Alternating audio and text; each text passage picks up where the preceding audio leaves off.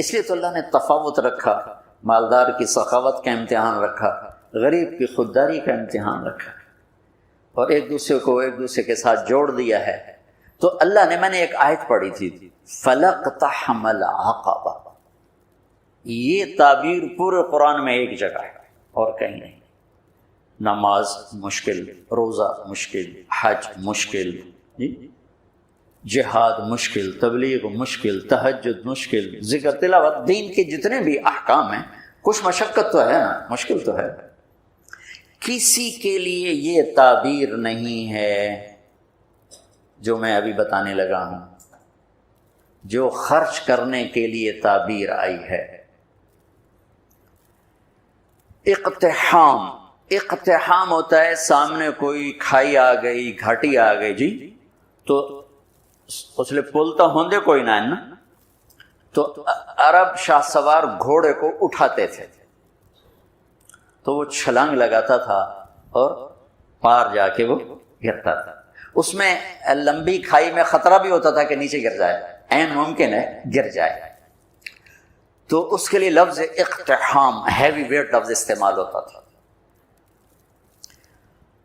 اور میرے بچوں نے گھوڑ سواری سیکھنا شروع کی گاؤں میں اپنے گھوڑوں پر، تو وہ ایک تو بڑا ماہر ہو گیا اور دوسرا جو تھا وہ بھی کچھ نہ کچھ تو ہو گیا، لیکن اتنا نہیں تھا جتنا وہ چھوٹا تھا۔ تو میں آ رہا تھا ڈیرے سے، تو سامنے گھوڑے پہ آ رہا تھا، میں گیا مولانا صاحب تو اسی بھی گھوڑ سوار بن گئے؟ کہ جی بن گیا۔ میں کہا ذرا کہ دوڑتا لاتے بھی کھاؤ، اور سامنے کھالا ٹپاونا ہے تسی گھوڑے نے، ایڈی ساری کھالی نہیں۔ میں کہا اے کھالا تسی ٹپایا تاں میں تانوں گھوڑ سوار ماننا۔ انہوں نے کہا گل ہی کوئی۔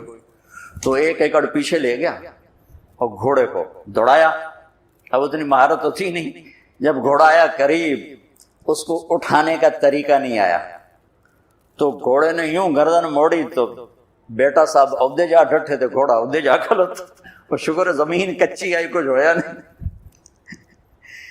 اقتحام، گھوڑے کو اٹھانا اور جان خطرے میں ڈال کے کھائی کو پار کرنا۔ وہ جو عمرو بن ابن ود نے کیا خندق کے موقع پر، ایک آدمی جس نے پیچھے سے گھوڑے کو اٹھایا اور چھلانگ لگا کے دوسری طرف جا کر وہ کھڑا ہوا۔ مشکل کام۔ تو اب گھوڑ سواری ختم ہو گئی، لہذا اس کی سمجھ بھی بڑا مشکل ہوگا کہ بھئی وہ کمیں اوکھا ہے تو کمیں نہیں اوکھا، لیکن میں نے تھوڑی سی تصویر پیش کر دی۔ تو اللہ کہتا ہے تم نے پھر چھلانگ کیوں نہ لگائی؟ فَلَقْتَحَمَ الْعَقَبَةَ، پھر تم نے چھلانگ تو لگائی کوئی نہ۔ یا اللہ وہ کی ہے، وہ کیڑی گھاٹی ہے جن اتنے اسی دھڑک مارنا ہے، چھال مارنی؟ تو انہوں نے کہا فک و رقبہ، مصیبت زدہ کی مدد کر، مصیبت میں گھرے ہوئے کی گردن چھڑانا۔ اب یہ ایک ایشو لے کر آئے، بیمار کی گردن بھی پھنسی ہوئی ہے، اور ہمارے ہسپتالوں کا جو حالات ہیں وہ بھی آپ کے سامنے ہیں۔ کچھ حکومت کا خزانہ تھوڑا ہے، کچھ ہمارے معاشرے میں دیانت کوئی نہیں، خدمت کا جذبہ کوئی نہیں۔ میں ہاتھ جوڑ کر ڈاکٹروں کے آگے کہ ہمارے اکثر ڈاکٹر تاجر ہیں، ڈاکٹر نہیں ہیں۔ وہ پیشنٹ نہیں ڈیل کرتے، کسٹمر ڈیل کرتے ہیں۔ تبادلہ ہوتا ہے مریضوں کا، بھیج دے پہ میرا کتنا کمیشن ہے، تینوں بھیج دے پہ میرے واسطے کی ہے۔ تو بہرحال کمیوں کا ذکر نہیں کرنا چاہیے، خوبیوں کا ہی کرنا چاہیے، لیکن بس ہم نوا میں بھی کوئی گل ہوں کہ خاموش رہوں، کوئی نہ کوئی تو زبان پہ آئی جاتا ہے۔ نالے بلبل کے سنوں اور ہماتن گوش رہوں، ہم نوا میں بھی کوئی گل ہوں کہ خاموش رہوں۔ آہ تو آئی جاتی ہے زبان کہ جب ڈاکٹر ہی تاجر بن جائے اور پیشنٹ کو ایسے ڈیل کرے جیسے کسٹمر ہوتا ہے۔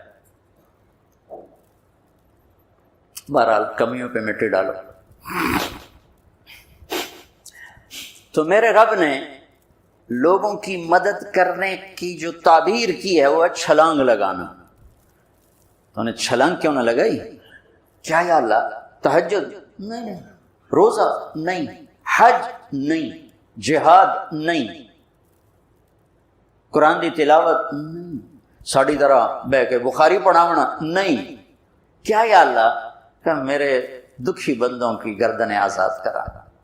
دکھیوں کی مدد کر، او اطعام فی یوم ذی مسغبۃ یتیما ذا مقربۃ و مسکینا ذا متربہ، یا غریب رشتہ داروں کی ضرورتوں کا خیال کرنا، مسکینوں کی ضرورتوں کا خیال کرنا۔ ایک ہوتا فقیر، ایک ہوتا مسکین۔ مسکین ہے سکن ہو جانا، ایسی کیفیت کہ وہ بالکل پتھر کا بت بن گیا ہے، یہ فقیر سے بڑا غریب ہوتا۔ تو میرے رب نے کہا غریبوں کی مدد، رشتہ داروں کی مدد، جن کی گردنیں بیماری میں، قرضے میں، کسی بھی چیز میں پھنسی ہوئی ہیں، آزاد کرانا، یہ ہے گھاٹی کو پار کرنا، یہ ہے گھاٹی میں چھلانگ لگانا، یہ ہے کھائی کو پار کرنا۔ ایمان کو بعد میں ذکر کیا، ثم کان من الذین آمنوا وتواصوا بالصبر وتواصوا بالمرحمہ۔ پھر ایک تھوڑا سا قانون بتا دیا کہ یہ صفات کافر بھی کر سکتا ہے، لیکن قبول اس کی ہوں گی جو ایمان والا بھی ہو، صبر والا بھی ہو، ایمان والا بھی ہو، صبر والا بھی ہو۔ تو ایک بہت بڑا ڈاکٹر صاحب نے مطالبہ رکھا ہے، ہم ساری باتیں حکومت پہ کیوں چھوڑتے؟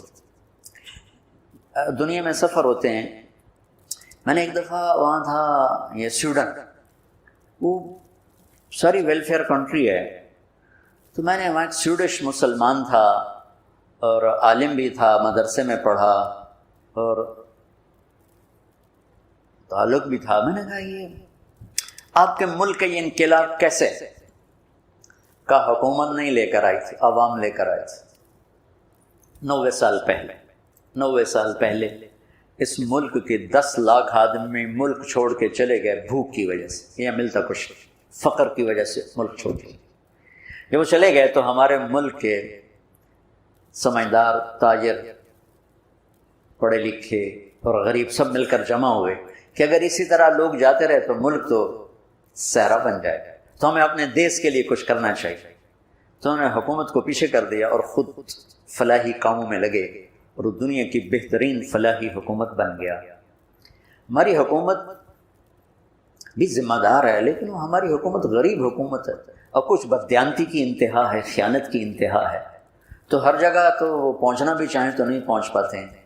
تو آپ لوگ، ہم لوگ مل کر اینٹ پہ اینٹ رکھیں تو کتنے ہسپتال بن سکتے ہیں، کتنی بچیوں کی شادیاں ہو سکتی ہیں، کتنے بے گھروں کو گھر مل سکتے ہیں، کتنے مسکینوں کی ضرورتیں پوری ہو سکتی ہیں۔ یہ اللہ کو انتہائی پسند ہے، سہولت دینا اپنے اللہ کے بندوں۔ ایک حدیث سنا کے بعد ختم کرتا کہ اللہ کو اپنے بندوں کو سہولت دینا کتنا پسند ہے۔ میرے نبی نے فرمایا کہ ایک آدمی قیامت کے دن پیش ہوگا، بنی اسرائیل پہ فرشتے، پہلی چیکنگ فرشتے، ہاں بھائی کیا ہے تیرے پاس؟ کہے گا زیرو، کچھ نہیں۔ پھر کہیں گے کوئی سوچ وچار کر کچھ، اس کو اللہ کے سامنے پیش کر، یا اللہ تیرا بندہ ہے، سن لو کیا کرتا ہے۔ اللہ تعالیٰ فرمائیں گے آج کے دن کچھ لائے ہو؟ کہے گا کچھ نہیں لائے۔ تو اللہ تو کریم ہے نا، اللہ کہیں گے کوئی سوچتا صحیح، کوئی بھلے نال ہی کر بیٹھا ہوں میں، سوچتا صحیح، کچھ تو کیتا ہوئے گا تم۔ تو سوچ کے کہنے لگا یا اللہ میں تاجر تھا، تاجر تو لوگوں کو مال دیتا تھا، جب کوئی دینے کے قابل نہیں رہتا تھا، کوئی اس پہ آفت آ گئی، نقصان ہو گیا، گھاٹا پڑ گیا، تو میں اپنے ملازموں سے کہتا تھا اس کو معاف کر، مطالبے نہ کر۔ اور جب کوئی دے سکتا تھا اور دینے میں دیر کرتا تھا تو میں اپنے ملازموں سے کہتا تھا اسے تنگ نہ کرو، جب دے گا ٹھیک، ادھر مگر نہ پہ جاؤ۔ یہ آپ کے بازاروں میں روز لڑائیاں ہوتی اور گریبان پکڑے ہوتے ہیں، ٹیلی فونوں پہ لگے ہوتے ہیں گالیاں دے دے، کیونکہ کاروبار سارا ادھار پہ چلا گیا ہے، دینے والا دینے کے لیے تیار نہیں، لینے والا سوٹا لیتے سر پہ کھلوتا ہے۔ تو نے کہا یا اللہ بس میں یہ کرتا تھا، جو دے نہیں سکتا تھا اسے معاف کر دیتا تھا، جو دینے کے باوجود دیر کرتا تھا اسے تنگ نہیں کرتا تھا، نہ اس کے ایمان کے بعد اور کچھ نہیں، ایمان کے سوا اور کچھ نہیں۔ تو اس پر اللہ تعالیٰ فرمائیں گے واہ واہ، تو نے میرے بندوں کے ساتھ اتنا سہولت کا معاملہ کیا، تو میں رب ہو کر کیوں نہیں کروں گا؟ چل جا، معاف موجہ جاؤ جنت، میری جنت میں جاؤ۔ اللہ بڑا کریم ہے، تھانے دار نہیں ہے، رب ہے، رب رب کریم رب۔ جب آپ نے اعلان کیا کہ چلو تقدیر کو پورا کرو، تو جبریل بھی غمگین ہو کر کہنے لگے یا رسول اللہ، پھر میرا بھی آج دنیا میں آخری دن ہے، آج کے بعد میں بھی کبھی اس دنیا میں لوٹ کے نہیں آؤں، یعنی وحی کے ساتھ۔ آپ کی آنکھیں بند ہوئیں، حضرت عائشہ رضی اللہ تعالیٰ عنہ کی چیخ نکلی تو ساری بیگمات توڑی دوڑی آئیں، تو آپ کی منزل پوری ہو چکی تھی، تو آپ کو لٹایا گیا اور چادر ڈال دی گئی۔ ابو بکر رضی اللہ تعالیٰ عنہ اپنی دوسری بیگم کے پاس گئے تھے، عوالی، 3-4 میل، پتہ چلا تو وہاں سے گھوڑے پر وہ توڑتے ہوئے آئے اور آ کر آپ کے ماتھے سے، چہرے سے کپڑا ہٹایا اور آپ کے ماتھے پر بوسہ لیا، تو آپ کے آنسو ماتھے پر گرے۔ کوا و نبیا و خلیلا و صفیہ، آئے میرا نبی، ہائے میرا دوست، ہائے میرا خلیل، ہائے میرا جگر، کہ یا رسول اللہ آج کے بعد آپ کوئی دکھ نہیں دیکھی۔ 11 ہجری میں آپ حج کے لیے تشریف لے تھے، اور یہ صورت آئی 11 تاریخ کو، 11 حج کے، ذوالحج، اذا جاء نصر اللہ والفتح۔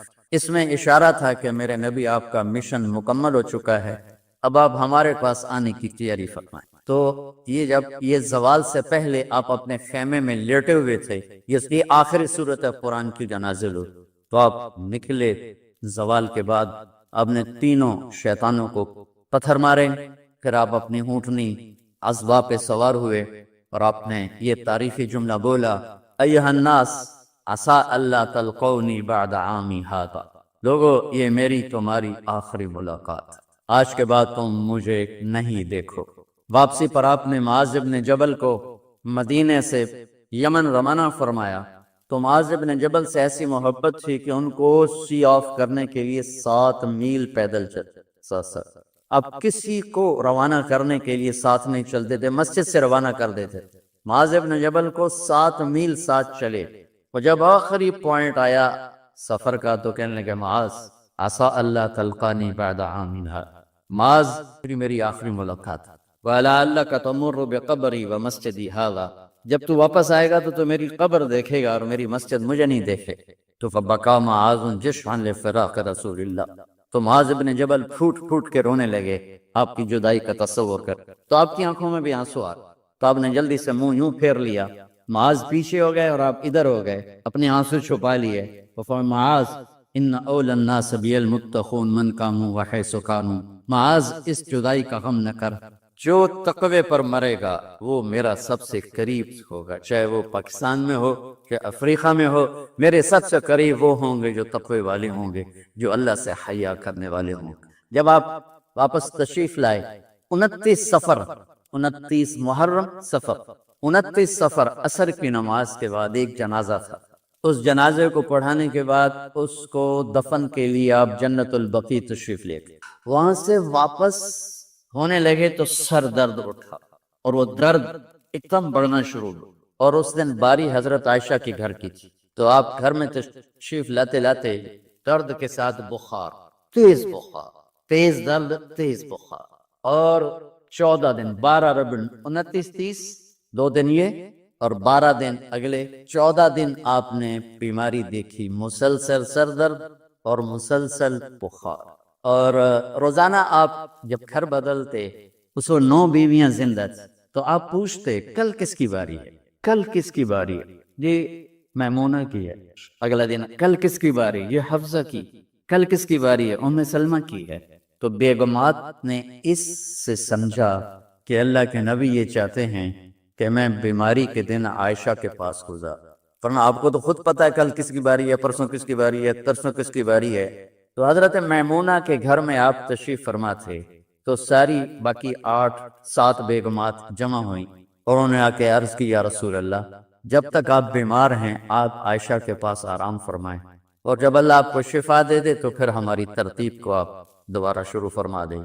تو آپ نے سب کا شکریہ ادا کیا، عدل کی مثال کا اسلام جب دوسری شادی کی اجازت دیتا ہے تو عدل کی شرط لگاتا ہے، اِلَّمْ تَعْدِلُوا، اگر عدل نہیں کر سکتے پھر ہے کی ہے عدل، اور آپ نے فرمایا جس نے دوسری شادی کی اور عدل نہ کیا کتنی مرضی عبادت کر کے آیا تو قیامت کے دن آدھا حصہ اس کا فالق زدہ ہوگا، ایک سائیڈ اس کی فالق زدہ ہوگی، کتنے ہی مراقبے کر کے کتنی ہی نمازیں پڑھ کے آیا ہو، انصاف نہیں کیا تو پورا آدھا حصہ فالج کی پکڑ میں ہوگا۔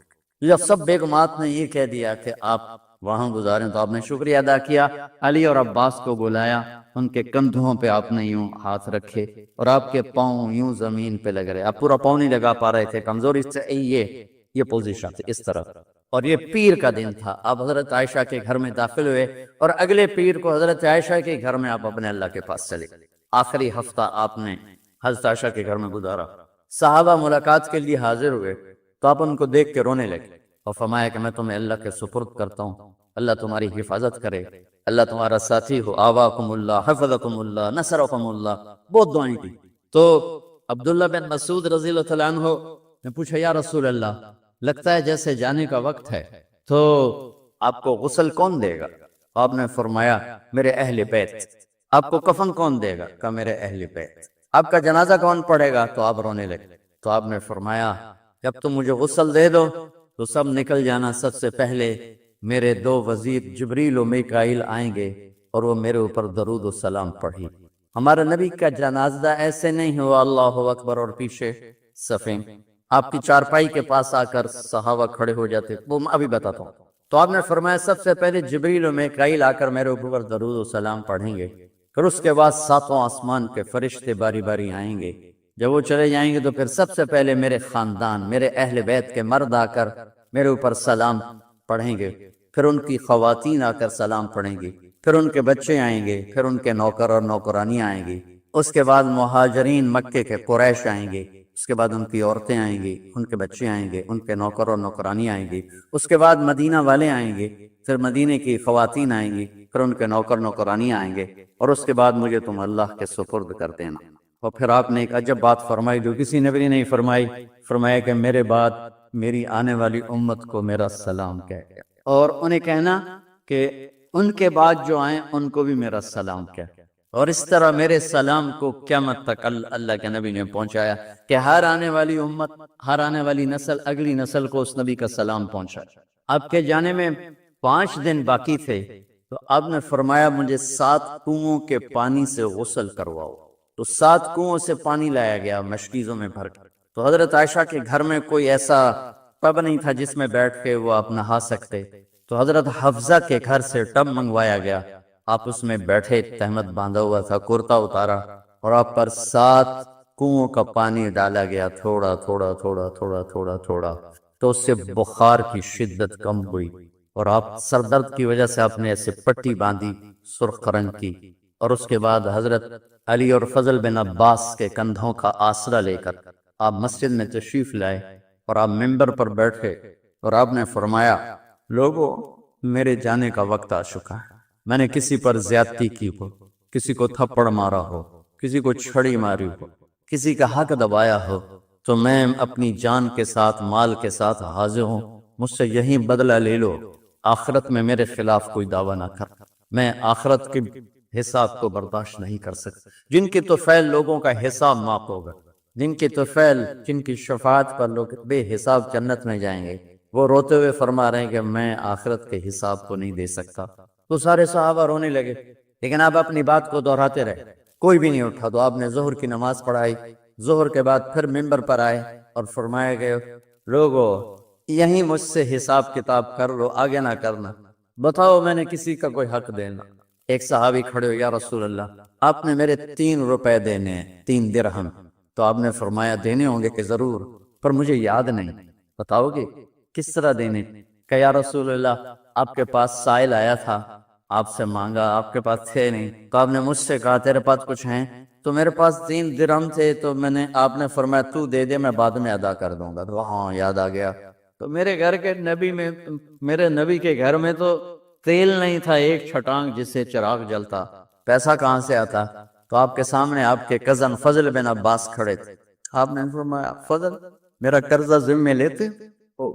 جن کے لیے کائنات سجائی گئی، جنت کی چابیاں جن کو پکڑائیں گے، جاتے ہوئے 3 روپے دینے کی ہمت نہیں تھی۔ کہا فضل میرا قرضہ ذمہ لیتے؟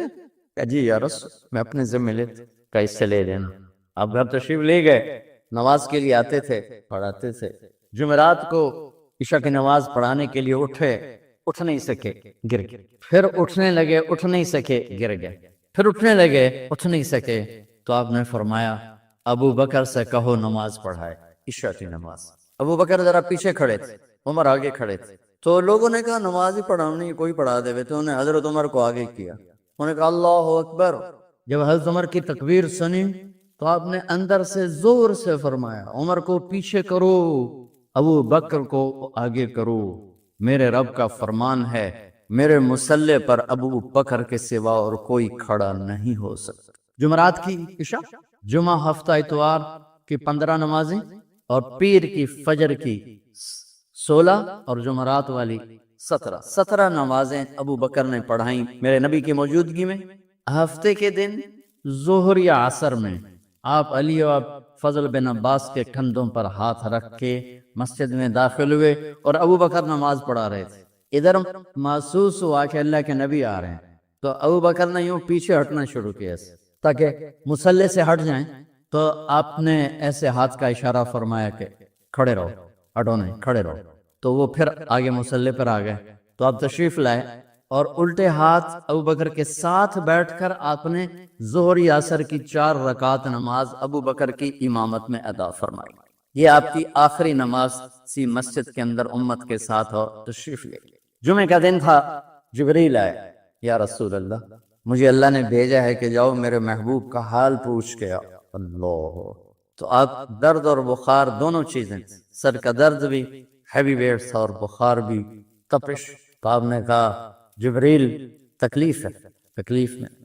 ہفتے کا دن پھر جبریل آئے، یا رسول اللہ مجھے اللہ نے بھیجا ہے کہ جاؤ میرے محبوب کا حال پوچھ کے آؤ۔ پھر آپ نے فرمایا تکلیف ہے۔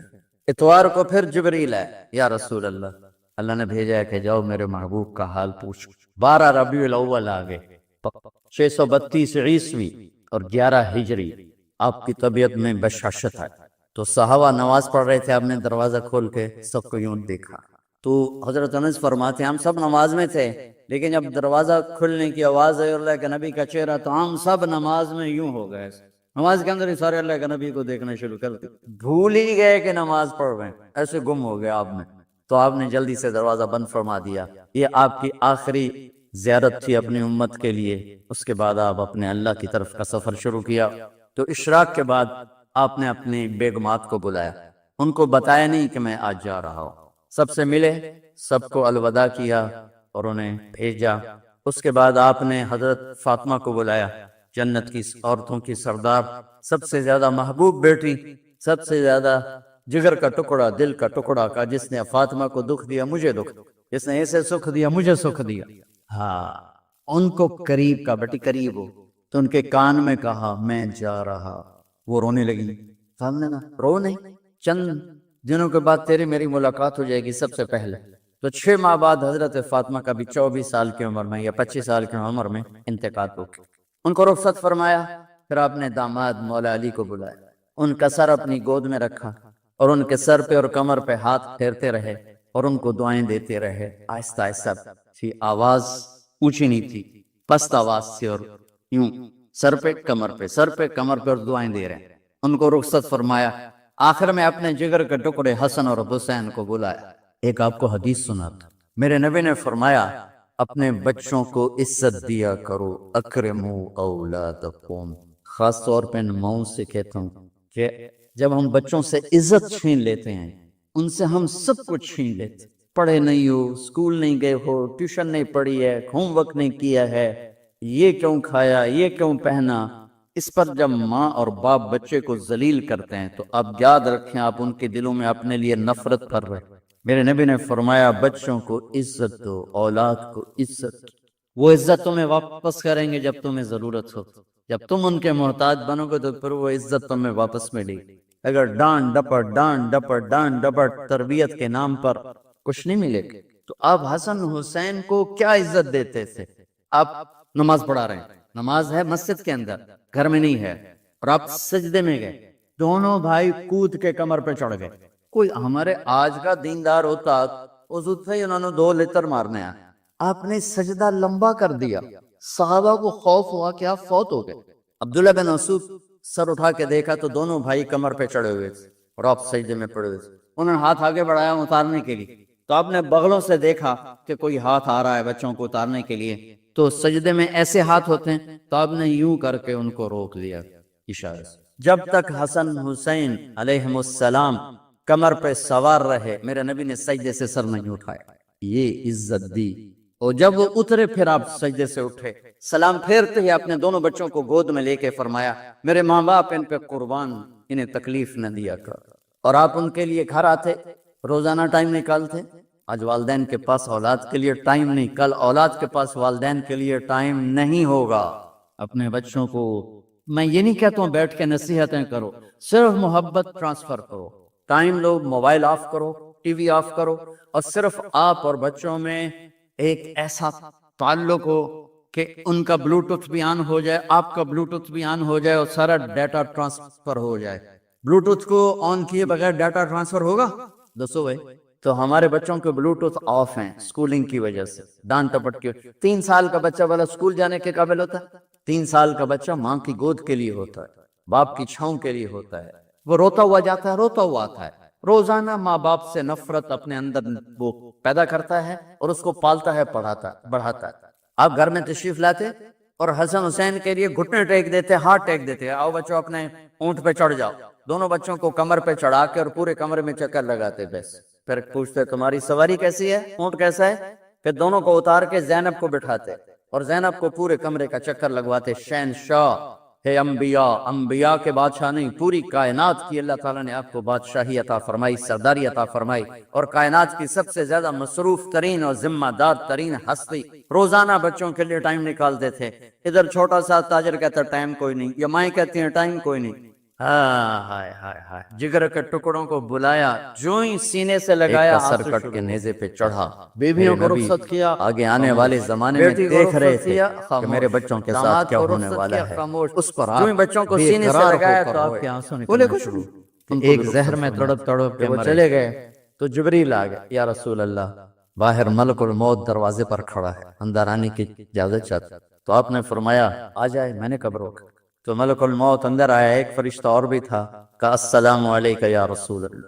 یا رسول اللہ میں آپ کو سلام پیش کرتا ہوں, میں نے کبھی کسی کو سلام نہیں کیا.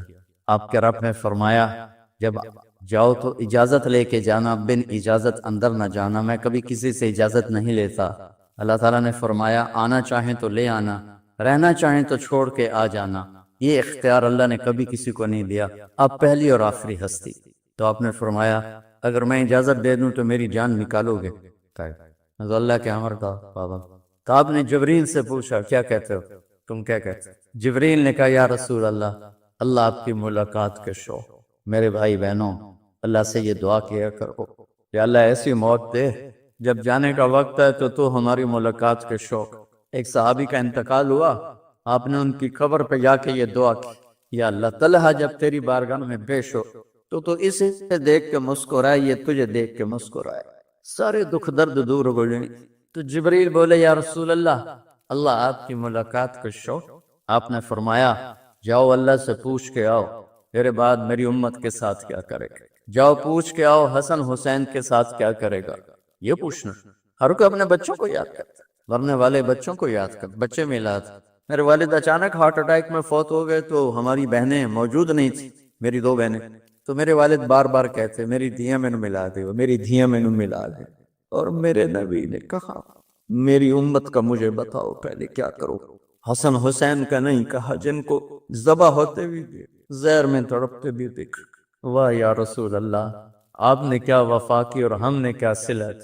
سارے خنجر انہی کے سینے میں اتار دیے, ہر تیر کھینچ کے آپ کے جگر کے پار کیا, ہر نافرمانی کا ٹھیکہ دے لیا. جاؤ پوچھ کے آؤ میرے بعد میری امت کا کیا کرے گا. تو جبریل جا کر پیغام لائے کہ اللہ تعالیٰ فرما رہے ہیں ہم آپ کی امت کو تنہا نہیں چھوڑے. میرے رب کی عزت کی قسم, خواتین و حضرات, میرے رب کی عزت کی قسم, میرے نبی یہ بات نہ اٹھاتے. کوئی ہم میں خنزیر بنتا, کوئی بندر ہو جاتا, کوئی کتا ہو جاتا, کوئی سانپ بچھو بن جاتا. اللہ کی ہم سے کیا رشتہ داری. اس کملی والے پہ درود و سلام پڑھو جس نے اولاد کو پیچھے کر کے تمہیں اللہ سے مانگ, اور محشر کے میدان میں جب جہنم آ کے ایک چیخ مارے گی اور آدم سے لے کر عیسیٰ علیہ السلام تک ہر نبی کہے گا نفسی نفسی، ہر ماں باپ کہے گا نفسی نفسی، ہر بیٹا بیٹی کہے گا نفسی نفسی، ہر خاوند بیوی کہے گا نفسی نفسی، ہر بھائی بہن کہے گا نفسی نفسی۔ حضرت ابراہیم کہیں گے یا اللہ کسی کا سوال نہیں کرتا، میری آنکھ بچ۔ عیسیٰ علیہ السلام کہیں گے یا اللہ میں اپنی ماں مریم کا بھی سوال نہیں کرتا، میری جان نفسی نفسی۔ کہ ہنگامے میں ایک آواز آئے گی امتی امت۔ کون ہے یہ؟ سر یہ دنیا نفسی نفسی کہہ رہی، یہ کون ہے امتی امتی کہنے والا؟ آواز کے تعاقب میں جب نظریں جائیں گی تو اپنے نبی کو دیکھ لینا، تڑپتے ہوئے بدن کے ساتھ، کانپتے ہوئے ہاتھوں کے ساتھ، اور پھیلی ہوئی جھولی کے ساتھ، اور بہتے ہوئے آنسوؤں کے ساتھ۔ صرف ایک ہستی ہو صلی اللہ علیہ یا رسول اللہ، صرف ایک ہستی ہوگی جو کہیں گے یا اللہ میری امت، یا اللہ میری امت۔ یا کون سی امت؟ جس نے ہر بڑے سے بڑے گناہ کے اڈے کھول کے زندگی گزاری۔ میرے نبی انہی کو یاد کر رہے، میری امت میری امت میری امت۔ جب تک اللہ نے یہ نہیں کہا کہ آپ کی امت کے بارے میں راضی کر دوں گا، آپ نے فیصلہ نہیں کیا کہ چلو ملک الموت اللہ کی تقدیر کو پورا کر، اور جاتے ہوئے دو نصیحتیں فرمائیں، وہ بھی بچوں کے لیے نہیں، بیویوں کے لیے نہیں، امت کے لیے۔ الصلاۃ وما ملکت ایمانکم، اے میری امت نماز نہ چھوڑنا، نوکروں سے اچھا سلوک کر، حقوق اللہ نماز، حقوق العباد غریب لوگ، اور فرمایا غریبوں پہ ترس کھانا، اپنے نوکر ملازم غلاموں پہ ترس کھانا، اور نماز نہ چھوڑ، نماز نہ چھوڑ، نماز نہ چھوڑنا، نماز آخر واسطے نماز نہ چھوڑنا، نماز نہ چھوڑنا، نماز نہ چھوڑنا۔ رب حضرت عائشہ کے سینے پر اس طرح نیم دراز تھے، حضرت عائشہ یوں سیدھا بیٹھی ہوئی تھی، اب فرمایا کریں مجھے فخر حاصل ہے، مات فی سحری و نحری، میرے نبی نے میری گردن اور سینے کے درمیان اللہ کو جان پیش کی۔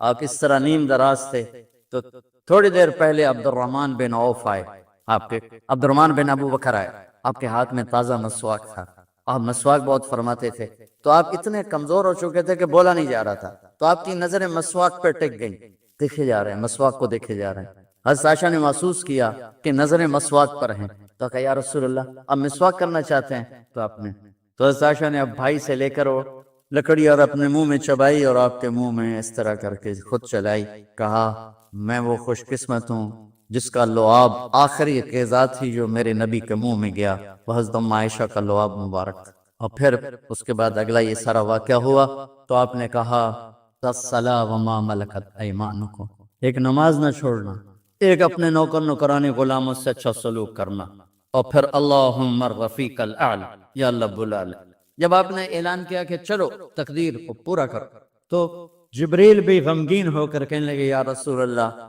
پھر میرا بھی آج دنیا میں آخری دن ہے، آج کے بعد میں بھی کبھی اس دنیا میں لوٹ کے نہیں آؤں، یعنی وحی کے ساتھ۔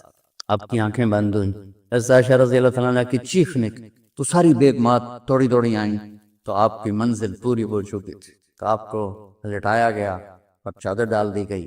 ابو بکر رضی اللہ تعالیٰ عنہ اپنی دوسری بیگم کے پاس گئے تھے عوالی، 3-4 میل، پتہ چلا تو وہاں سے گھوڑے پر وہ دوڑتے ہوئے آئے اور آ کر آپ کے ماتھے سے چہرے سے کپڑا ہٹایا اور آپ کے ماتھے پر بوسہ لیا، تو آپ کے آنسو ماتھے پر گرے، کوا و نبیا و خلیلا و صفیہ، ہائے میرا نبی، ہائے میرا دوست، ہائے میرا خلیل، ہائے میرا جگر، کہ یا رسول اللہ آج کے بعد آپ کوئی دکھ نہیں دیکھی۔ جب آپ درد سے بے قرار تھے اور بی بی فاطمہ رضی اللہ تعالیٰ عنہ ساتھ بیٹھی تھی، تو آپ کی بے قراری کو دیکھ کر وہ رونے لگی کہ ہائے میرے ابا کا درد، ہائے میرے ابا کا درد۔ تو میرے نبی نے کہا ما علی ابیک کرب بعد اليوم، بیٹی آج تیرے باپ کے دکھ کا آخری دن ہے، آج کے بعد کوئی دکھ نہیں دیکھیں۔ تو صدیق نے کہا آپ آج کے بعد کوئی دکھ نہیں دیکھیں۔ اب تشریف لے گئے مسجد میں، تو کوہرام مچا ہوا تھا، کچھ گمسم تھے، اور عمر رضی اللہ عنہ تلوار اٹھائے ہوئے تھے، جو کہے گا اللہ کا نبی فوت ہو گیا میں سر اڑا دوں گا، وہ فوت نہیں ہوئے، وہ اللہ کے پاس گئے۔ ایک جنونی کیفیت پیدا ہوتا، وہ واپس آئیں گے، سارے کفار سے جہاد کریں گے۔ تو ابو بکر ممبر پر آئے، کہا عمر بیٹھ جاؤ، عمر کہنے لگے نہیں بیٹھتا، انکار نہیں بیٹھتا، اور تلوار ایسے، سبحان واہ صدیق واہ۔ آپ نے ممبر پہ کھڑے ہو کر کیا سونے سے بھی لکھے جائیں تو کم ہے، قیمت اس سے زیادہ ہے۔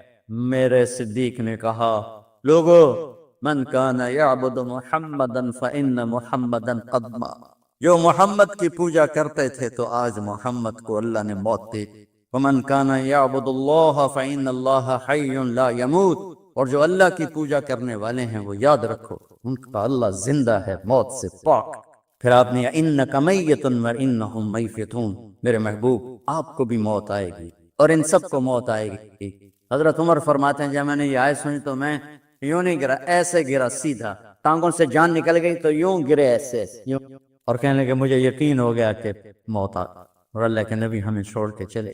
تو غسل کون دے، کیسے دے؟ اہل بیت نے غسل دینا تھا۔ آپ کے کپڑے اتار کے غسل دیا جائے یا جو آپ نے کپڑے پہنے ہیں اسی میں غسل دیا جائے تو پریشان ہے، کیا کیا جائے؟ سب پہ اونگ طاری ہو، ایک دم سب کو نیند آئی اور غیب سے آواز آئی کہ ہمارے نبی کو کپڑوں سمیت غسل دیا جائے۔ آپ کے بدن مبارک سے کپڑا نہیں اتارے، کوئی اتارے نہیں۔ تو اس آواز پر سارے بیدار ہوئے۔ تو حضرت عباس، فضل بن عباس، شکران آپ کے غلام، اور اسامہ بن زید اور علی بن ابی طالب آپ کو غسل دینے والے تھے۔ حضرت علی آپ پر پانی ڈال رہے تھے اور فضل بن عباس جسم کو مل رہے تھے، اور حضرت علی ساتھ ساتھ روتے ہوئے یا رسول اللہ آپ نے ہمیں صبر کا حکم دیا، اگر آپ ہمیں صبر کا نہ کہتے تو آج ہم دنیا کو رو کے دکھاتے، اور آج ہم دنیا کو اپنا غم دکھاتے کہ کس طرح غم کیا جاتا ہے۔ اور یا رسول اللہ آپ کے جانے پر وہ نقصان ہے جو قیامت تک نہ پہلے ہوا نہ بعد میں ہوگا، کہ آپ کے بعد نبوت کا دروازہ بند ہو گیا۔ اس طرح پانی بھی ڈال رہے تھے تو روتے بھی جا رہے تھے، اور فضل بن عباس وہ آپ کے پہلو بدل کر ہاتھ مل رہے تھے، ہاتھوں سے مل رہے تھے۔ قبر کے کھودنے کا وقت آیا تو وہ لحد ہوتی ہے، کھڈا کھود کے پھر سائیڈ میں کھڈا کھودا جاتا ہے، اور ایک ہوتا اسٹریٹ جیسے ہمارے یہاں ڈال کے اوپر وہ سلیب ڈال دیتے ہیں، تو کیسے بنائی جائے؟ تو ابو طلحہ رضی اللہ تعالیٰ عنہ قبر بناتے تھے وہ والی لحد والی، تو فرمایا جو پہلے آ جائے گا نا وہی قبر تیار کر۔ تو ابو طلحہ پہلے آ گیا تو لحد والی قبر تیار کی گئی، اور آپ کے کفن دینے کے بعد وہی وہ سب چلے گئے۔ اس کے بعد باری باری اہل بیت، ان کی خواتین، ان کے بچے، پھر مہاجرین، ان کے خواتین، ان کے بچے، ان کے نوکر، پھر انصار، ان کی خواتین، ان کے بچے، ان کے نوکر۔ تو پیر اور منگل یہ 2 دن سارے گزر گئے، اور منگل کو عشاء کے بعد جا کر یعنی بدھ کی رات آپ کی تدفین کا وقت آیا۔ تو جب آپ کو قبر میں اتار دیا گیا تو مغیرہ بن شعبہ رضی اللہ عنہ کھڑے تھے، انہوں نے اپنی انگوٹھی اتار کے اندر پھینک لحد، تو پھر کہنے لگے علی یہ میری انگوٹھی نیچے گر گئی ہے، اٹھا لو۔ ایک بہانہ کیا نبی کو بوسہ لینے کا، انگوٹھی پھینک کر فرمانے لگے علی وہ میری انگوٹھی گر گئی ہے، اٹھا لو۔ سب دیکھ رہے تھے کہ پڑی ہو، کہاں اٹھا لو، تو انگوٹھی کیا اٹھانی تھی، نیچے جا کر اللہ کے نبی کو لپٹ اور دھاڑ دھاڑ رونا شروع کیا۔ سب صحابہ کی چیخیں نکال دی۔ انگوٹھی تو ایک بہانہ ہی تھا، آخری شخص جس کا جسم نبی کے جسم سے ٹچ ہوا وہ مغیرہ بن شعبہ ہے۔ تو پھر سب نے شور مچایا کہ باہر نکالو، باہر نکالو، باہر نکلو، باہر نکلے۔ تو اینٹیں لگائی گئیں، پٹی ڈالی گئی۔ تو جب واپسی ہوئی تو حضرت انس گزرے تو حضرت فاطمہ کھڑی تھیں، طابت نفوسکم ان حسیتم علی رسول اللہ التراب۔ انس کس جگر کے ساتھ تم نے نبی کو مٹی میں چھپا دی، کس جگر کے ساتھ تم نے نبی کو مٹی میں چھپا دیا؟ اللہ سے ملا گئے۔ قبر دیکھنے کو خوفناک ہے، اگر اللہ راضی ہے، جب کبھی قبر سے ڈر لگتا ہے، بہت ہی لگتا ہے، تو خیال آتا ہے اگر اللہ راضی ہے پھر تو مسئلہ ہی کوئی نہیں ہے، چونکہ اللہ نے اپنے محبوب کو بھی قبر میں اتارا۔ یہ نہیں کہا کہ ایک خوبصورت بیڈ روم بنا کے اس میں لٹا دو، کہا قبر میں اتارو۔ اگر اللہ راضی ہے تو مرنے والی ہو یا مرنے والا ہو تو مزے ہی مزے ہیں۔ یہ سارے دعا کرو کہ جب ہم دنیا سے جا رہے ہوں اللہ ہم پہ خوش، اللہ ہم سے راضی۔ کوئی بڑا مسئلہ نہیں ہے، فرائض کے ساتھ اللہ کو راضی کرو اور اچھے سلوک کے ساتھ اللہ کے بندوں کو راضی۔ اپنی زبان کو خوبصورت بول کا عادی بنا، اس سے گالی، اس سے غیبت، اس سے چغلی، اس سے شکایت، اس سے تانے، اس سے طنز اللہ کے واسطے نکال، اور اس زبان کو میٹھے بول کا عادی بنا لو۔ کڑوے سے کڑوے زہریلے بولوں کو پی جاؤ، پی جا ایام کی تلخی کو بھی ہنس کے ناصب، غم کو غم کے سہنے میں بھی قدرت نے مزہ رکھا۔ تو داستان غم ہے، بڑی طویل ہے، آج بڑے عرصے کے بعد میں نے آپ کو سنایا ہے۔ تو کوئی پہلے کوئی ایسا مجھے موقع نہیں ملا کہ میں کچھ تفصیل پڑھ کے آتا، تو جتنا میری یادداشت میں تھا وہ میں نے آپ سے شیئر کیا۔ ہر ایک نے جانا ہے، اور ہم چاہتے ہیں جب ہم جائیں تو یہ ہمارے ایسے جانشین ہوں کہ اللہ پاک انہیں ہماری قبروں کے ٹھنڈا ہونے کا ذریعہ بنائے۔ میم اکیڈمی کوئی کاروباری ادارہ نہیں، کوئی اس سے ہم پیسے نہیں بنا رہے، بلکہ اپنی خبر بنانے کی فکر کر رہے ہیں، اور اس آنے والے سیلابی ریلے کو جو فحاشی، عریانی، بد اخلاقی، بد کرداری کا ایک افریت آ رہا ہے، اس سے یہ ہمارے بچے سیسا پلائی تیوار بنے۔ اس چیز کو اس طرح نہیں روکا جائے گا جیسے جہاں زیب نے کہا کہ کمروں میں بند کر دو۔ اور اعلان ہے، لو استفتحونی کل باب وجاؤنی من کل طریق، اگر پوری دنیا کے انسان مجھ سے ملنا چاہیں، میرے پاس آنا چاہیں، تو میں نے ہر راستہ بند کر دیا ہے، ہر پل کو توڑ دیا ہے، ہر راہ گزر کو ختم کر دیا ہے، صرف ایک راستہ کھلا ہے، وہ ہے محمدی بن کے آئیں گے تو قبول ہے، ورنہ مردود ہے۔ تیرے بن کے آنا ضروری ہے، تیرے بن کے آنا ضروری ہے۔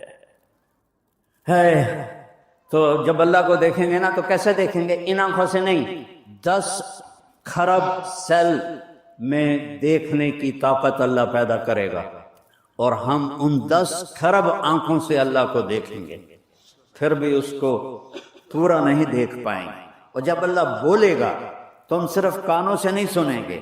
1 لاکھ ٹیلی فون ادھر ہیں، 1 لاکھ ادھر ہیں، 2 لاکھ ٹیلی فون سے ہم سنتے ہیں۔ اللہ پوری باڈی کے سارے سیلز کو کان سننے کی طاقت دے دے گا، اور 10 کھرب کانوں سے اللہ کی آواز سنیں گے۔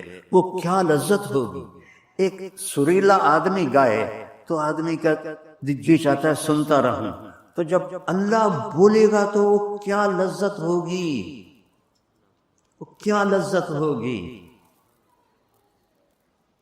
پیچھے سے آتا ہوں، اللہ جنت جب زیارت کا مرحلہ چل رہا ہوگا نا تو اللہ تعالیٰ فرمائیں گے تمہیں جنت کا گانا سنو، کہیں گے اللہ سنو، تو اللہ جنت کی حوروں سے فرمائے گا گاؤ، وہ اللہ کی گانا وہ اللہ کی تعریف کا ہوگا، تو جتنے درخت ہیں وہ ساز بن جائیں گے، ٹہنیاں، پتے، اور ہوا وہ موسیقار بن جائے گی، میوزک ڈائریکٹر بن جائے گی، وہ دھنیں ان کو بتائے گی، اور سارے جنت کے درخت وہ انسٹرومنٹ بن کر وہ ساز اور سر کے ساتھ جنت کی حوروں کا گانا جب ختم ہوگا تو اللہ کہیں گے کیسا ہے؟